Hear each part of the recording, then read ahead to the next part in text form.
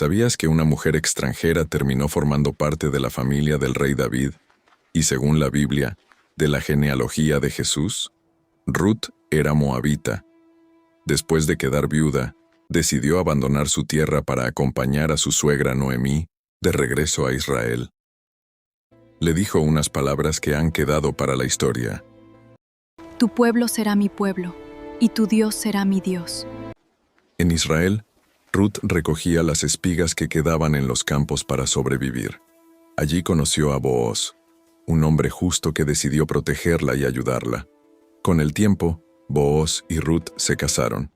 Según la Biblia, de esa familia nacería Obed, abuelo del rey David, y generaciones después Jesús. Una historia que comenzó con dolor, terminó dando origen al linaje del rey David y generaciones después del Mesías.